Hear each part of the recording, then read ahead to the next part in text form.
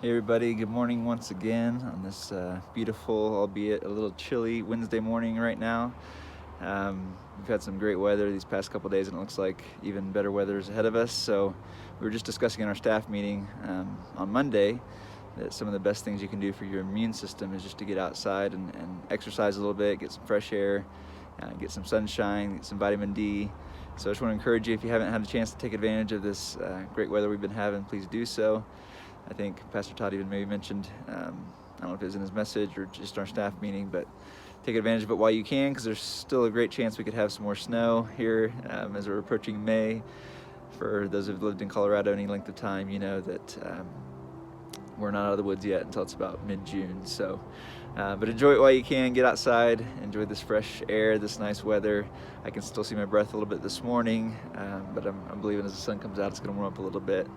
Looking forward to this weekend. We are coming up on the first Sunday of May, first weekend of May, Saturday and Sunday services, which means it's another communion weekend for us. And so just like we did last time, Pastors Todd and Kelly are going to lead us through communion, and I want to encourage you to receive communion with your family. And so just prepare your elements, whatever that looks like for you and for your household. Get some items together and get ready for this weekend's message as we continue the series on Stronger. It's going to be a good one. I'm looking forward to it. I wanted to dive into Radiant Word today. We're out of Proverbs now, as you probably know already, and we are in the book of Genesis.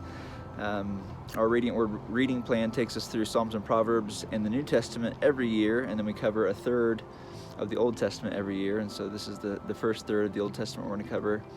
And starting in Genesis, we're in Genesis chapter 4 today.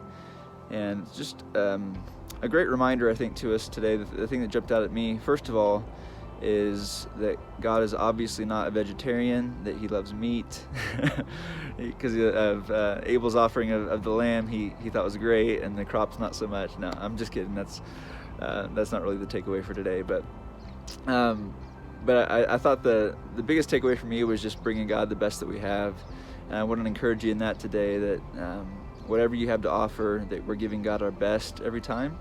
And also, another point that jumped out to me is the fact that when Cain compared himself to Abel and got jealous or got angry, that's when he let sin creep in. And God warned him and said, sin is crouching at the door, and you have to take control over it and not let it control you.